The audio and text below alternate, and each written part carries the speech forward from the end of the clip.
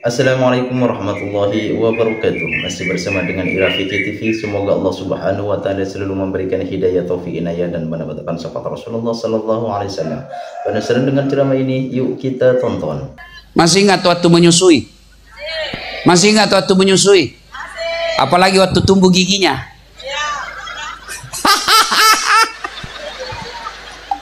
Dia bayangkan dirinya itu ibu. Dia gigit. Apa begitu ibu digigit? Kau tinju anakmu? Kau gigit saya, kurang ngajar ini. Nggak, di bujuknya juga. Lepas kau nak. Waduh. Siang siang anaknya, malam bapaknya. Itulah penderitaan perempuan. Maka Pak, tidak mungkin bisa kita rukun kalau dalam rumah tangga saja kita rukun. Mana ada masalah, mana ada rumah tangga yang tidak ada masalahnya. Tidak ada rumah tangga yang tidak ada masalahnya. Bohong itu kalau ada dia bilang, Ustadz bahagianya rumah tangganya. Kenapa kau tahu ibu? Nabi lihat tahu Instagramnya Ustadz, Facebooknya, romantisnya, foto-fotonya. Kan tidak mungkin itu foto bertengkar, share di Facebook. Beleng-beleng itu namanya. Mana ada orang Pak? Mana ada manusia tidak ada masalahnya? Ini. Depan saya. Muka-muka penuh masalah semua ini Pak. Ini Ustadz, Bapak pikir tidak ada masalahku? Dalam dakwah banyak sekali masalah Pak. Kadang-kala kita ditipu. Berapa jam? 2 jam. Tahu-taunya 9 jam nek perahu. Saya bilang, kenapa kau bilang cuma 2 jam? Karena kalau saya bilang 9 jam pasti Pak Ustadz tidak mau datang. Belum lagi honor, lain di kwitansi, lain di dalam amplop. Itu banyak sekali masalah Pak. Belum lagi kalau kita diundang orang kaya yang hanya mau pencitraan pengajian, tidak menghargai perasaan kita. Macam Bapak pikir hanya melihat di atas mimbar, tidak lihat perjalanan. Masalah saya paling besar sekarang Pak Bupati, banyak janda yang curhat. Berat sekali nih Pak Bupati, berat saya hadapi. Ustadz, kasihlah saya doa-doa penenang hati. Baru saja suami saya meninggal, saya balaslah, saya kasih doa-doa. Lama-lama dia bilang, Ustadz, maukah Ustadz menjadi imam dalam hidupku? Aduh, saya bilang, mohon maaf ibu, saya bukan imam, saya penceramah. Oke, maka rumusnya memaafkan. Ketika suami salah, istri salah, maafkan. Bagaimana cara bisa memaafkannya Ustadz? Cara paling simpel adalah ingat kebaikan-kebaikannya. Suami salah, ingat kebaikannya. Alhamdulillah gara-gara inilah suami sehingga saya masuk jadi anggota Bayangkari. Alhamdulillah gara-gara inilah suami saya jadi anggota DPR. Saya dipanggil sebagai ibu dewan. Gara-gara ini suami saya sehingga saya masuk menjadi Dharma Wanita. Karena suamiku pegawai negeri. Caranya mengingat. Baru 1 kali salah suaminya, 40 tahun berumah tangga dia lupa semua kebaikannya. Itu bisikan setan. Istrinya 40 tahun memberi anak 4, baru 1 kali menerima WhatsApp salah kirim, suaminya dendam sampai dia berkhianat. Jangan. Kalau ada kesalahan dalam rumah tangga, bukan dengan saling mempermalukan, bukan dengan saling memaki, apalagi sampai melukai fisik istrimu. Kata Nabi, kau bukan umatku. Tapi kalau sudah tidak tahan dengan istrimu, Allah buka jalan keluar. Apa? Kau cerai baik-baik. Jangan pernah ceritakan kejelekannya. Begitu kan Quran. Kalau kau sudah tidak menemukan ketentraman jiwa dalam rumah tanggamu, kau selalu bertengkar tiap hari, dia tidak ada lagi kenyamanan kau dapat rumah tanggamu, Allah katakan, kau berpisah baik-baik dengan tidak menceritakan kejelekan masing-masing. Jadi kalau kita sudah tidak tahan dalam rumah tangga, bukan dengan menjelek-jelekkannya, pisah kau baik-baik. Bagaimana cara pisahnya? Kau datang di pengadilan agama. Biasanya sebelum diadili ada namanya diberikan mediasi untuk rujuk. Karena biasa orang bertengkar Pak gara-gara sepele. Ini karena kita cepat sekali curhat. Curhatnya kemana? Ke saudara. Saudaramu belum tentu niatnya baik. Bisa jadi dia dengki. Kenapa? Suaminya pengangguran, suamimu baik agamanya. Ada salah sedikit, nah hasut kau. Bukan karena mau lihat kau bahagia, supaya kau juga susah karena dapat suami yang baik. Masa saudara bisa begitu? Bisa. Siapa yang dorong Nabi Yusuf masuk sumur? Siapa ibu? Siapa? Saudaranya sendiri.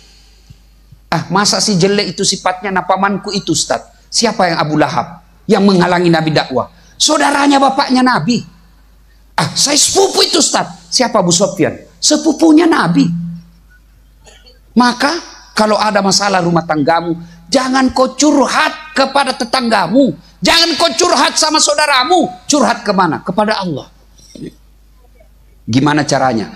Itulah doa. Saya tidak tahu berdoa Ustaz. Bahayanya itu kalau kau tidak tahu berdoa. Nah, berdoa itu tidak harus pakai bahasa Arab. Berdoa itu tidak harus pakai bahasa seperti Quran. Berdoa itu kata Nabi, silakan kau pakai bahasa ibu. Apa bahasa ibu? Bahasa hari-harimu. Bahasa Bugis boleh, bahasa Jawa silahkan, bahasa Sunda boleh, bahasa apa saja boleh. Bahkan boleh pakai bahasa isyarat.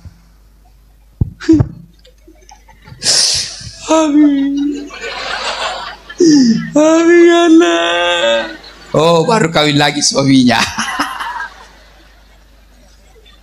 Sudahlah, daripada kau bahasa Arab tidak tahu artinya, nanti bingung malaikat. Ibu-ibu, hoi, mau saya ajarkan doa supaya suami setia? Mau? Biar perempuan siapa yang goda dia tidak tergoda. Mau? Nah, ikut sama-sama. Saya bacakan doanya, Bu. Bismillahirrahmanirrahim. Allahumma barik lana. Doa makan itu dong. Itu kenapa? Karena kau pikir bahasa Arab. Daripada kau bahasa Arab, lain di mulut, lain di hati. Bingung malaikat. Apa maksudnya ini ibu? Mau supaya setia suaminya, nah doa makan, nah baca. Maka tidak harus pakai bahasa Arab. Boleh ibu berdoa begini. Ya Allah, engkau sudah tahu apa yang ku mau, maka kabulkan. Supaya cepat doamu dikabulkan, bagusnya tengah malam. Jam 2, jam 3 dini hari.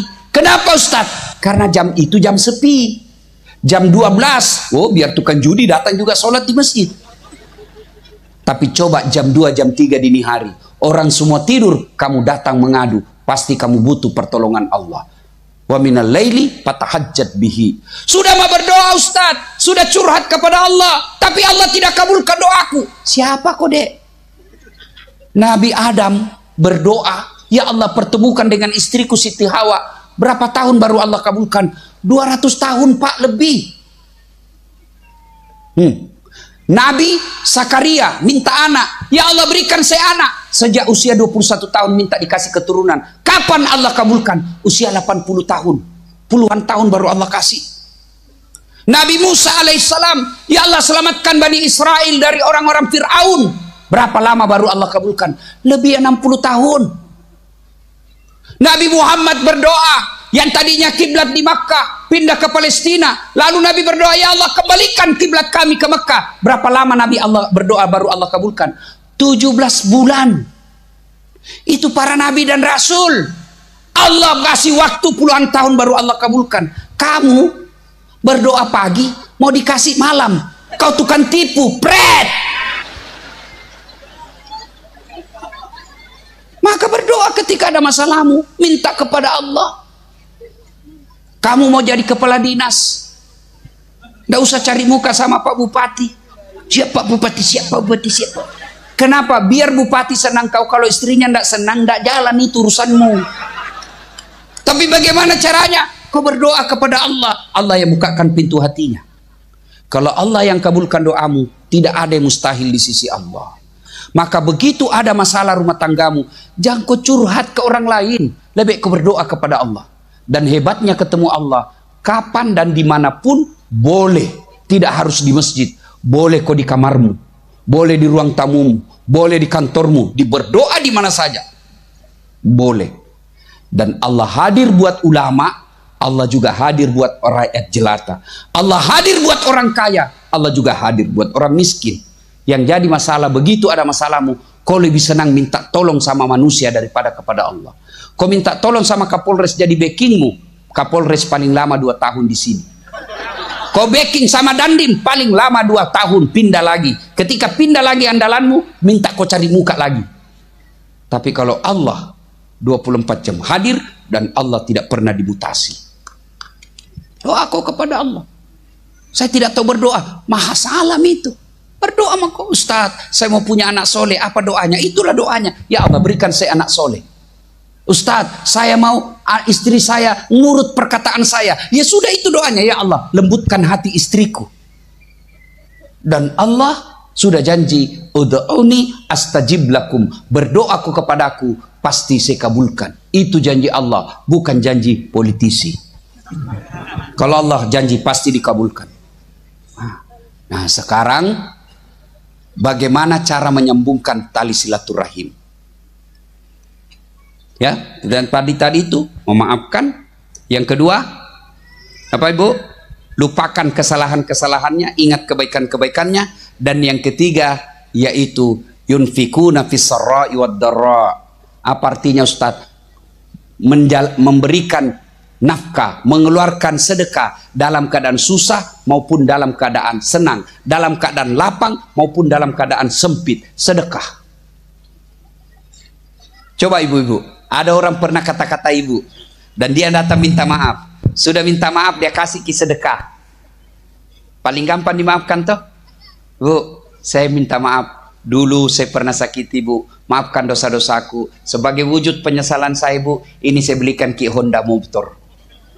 Pasti Ibu bilang, kau bikin lagi salah, kau datang lagi ke sini. Itulah hebatnya sedekah. Maka ibu bapak, salah satu cara menyambungkan persaudaraan dengan sedekah.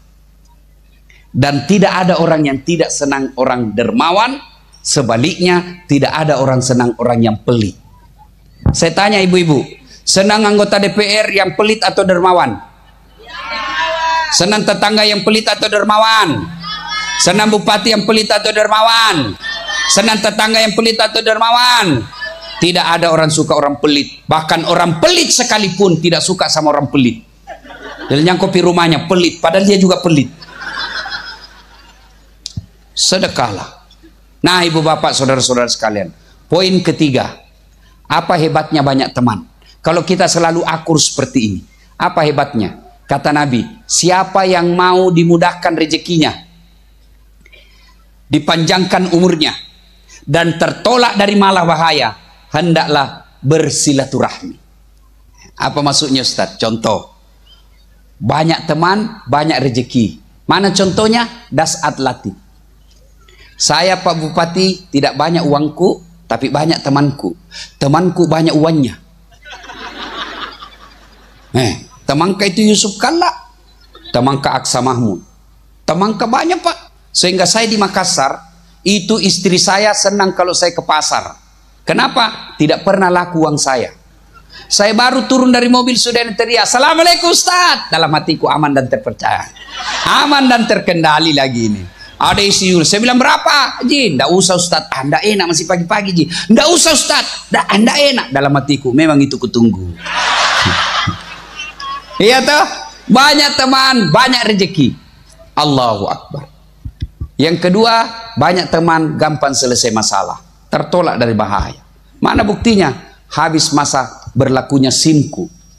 SIM, surat izin mengemudi. Saya datang ke Polrestabes, baru saya turun, dilihat sama ajudannya Kapolres Tabes. "Komandan, ada Pak Ustad." Kapolres Tabes turun. "Ustad, Assalamualaikum Ustad." "Siap Komandan." "Waalaikumsalam warahmatullahi." "Kenapa Ustad?" "Perpanjangan SIM Komandan, mati ke SIM-ku." "Panggil Satlantas tolong bantu Pak Ustad ya, jangan kau lagi minta uangnya, berdosa kau uang Ustaz kau makan." Tidak selesai masalahku Pak. Iya toh. Maka kalian keliru, salah ketika kalian banyak musuh.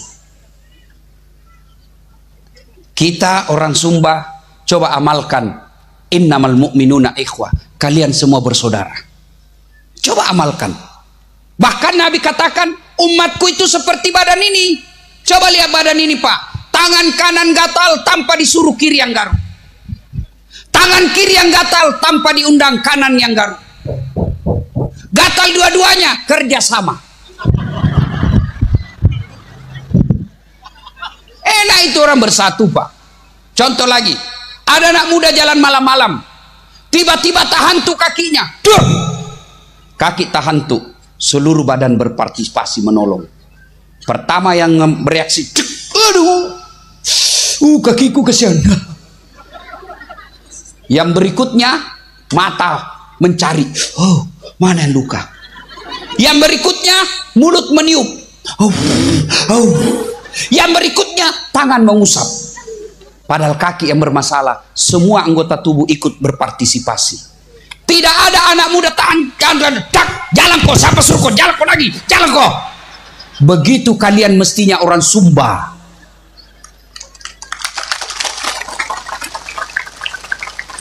Ada jadi tangan, ada jadi kaki, ada jadi mata, ada jadi mulut. Berbeda tempatmu, tapi satu tujuan, bagaimana mengangkat harkat dan martabat Pulau Sumba. Saya tadi mau landing, saya lihat, boy, gersang betul ini. Tapi kalau kalian akur, kalian bisa gersang tapi damai. Tapi kalau sih ada ribut, sudah gersang ribut lagi, apa untungmu? Apa nyamannya jadi hidup di dunia? Tapi kalau sumber daya alam kita tidak bagus, tidak mendukung seperti di Kalimantan, tidak seperti Pulau Sumatera, tapi kalian akur, jauh lebih baik daripada kalian kaya sumber daya alammu tapi ribut melulu. Tapi paling sial sudah miskin, ribut terus. Itulah yang selalu saya bilang, bertengkar, hamil lagi. Tidak ada bagusnya itu bertengkar, Pak. Damai. Dan biasa juga ini yang kasih bertengkar kita ini gara-gara apa? Perbedaan pendapat. Kalian ini ustadz, janganlah berdakwah ketika berbeda pendapat kau hina orang. Ada juga itu ustadz ketika berbeda pendapat dia hina-hina orang. Dari mana kau belajar agama? Mulutmu kotor, mulutmu kasar, mulutmu memaki. Tidak kau ingat sejarah Nabi pindah dari Makkah ke Madinah? Kan ada 5 itu perintahnya. 5 perintah harian, seandainya beliau jenderal waktu itu, namanya perintah harian jenderal. Apa perintah Nabi yang kelima itu? Satu diantaranya, ahsin kalamaka, haluskan tutur katamu. Haluskan tutur katamu. Itu Nabi perintah. Kalau berbeda pendapat, biasalah. Kenapa orang berbeda pendapat? Karena kan tidak ada videonya Nabi. Takbirnya Nabi kita cuma tahu sejajar dengan bahu. Kan beda-beda itu sejajar dengan bahu. Karena tidak ada video, tidak ada foto. Maka ulama ada yang mentakbir begini, Allahu Akbar. Kenapa? Karena dia melihatnya dari depan. Ada yang begini, Allahu Akbar. Kenapa? Karena melihatnya dari atas, sejajar. Silakan, mau begini silakan, mau begini silakan. Ada juga yang terlalu semangat. Allah. Silakan.